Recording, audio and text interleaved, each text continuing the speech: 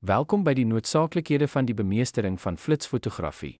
Verhef jou beelde deur verbeterde beligtingstegnieke aanpasbaar by enige omgewing. Binne of buite, ontdek die kuns van tydsberekening en tegniek om pragtig blootgestelde en stemmingryke foto's vas te lê. In dof verligte kamers, flits word jou beste vriend. Dit verhelder die toneel om te verseker dat jou onderwerpe sigbaar is selfs wanneer die omgewingslig skaars is. Dink daaraan as jou draagbare son. Wanneer portrette binnenshuis geneem word, flits help om uit te skakel harde skaduwees. Dit bied egalige beligting op gesigte wat jou onderwerpe op hul beste laat lyk.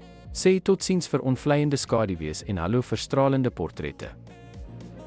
Helder sonlig kan ongewenste skaduwees skep. Gebruik flits buiteligvulsels in hierdie skaduwees om te verseker dat jou onderwerp perfek belig word. Dis soos om 'n persoonlike beligtingsassistent op 'n sonnige dag te hê. Agterbeligting kan jou onderwerp in 'n silhouet. Flits balanseer die blootstelling en beklemtoon jou onderwerp teen die helder agtergrond. Vang die essensie vas sonder om besonderhede te verloor. Lig. In aksiebelaaide omgewings, flits vriesbeweging, neem vas skerp beelde met minimale vervaagdheid. Of dit nou sport of dans is, die flits verseker dat elke beweging skerp en duidelik is, wat die oomblik bewaar.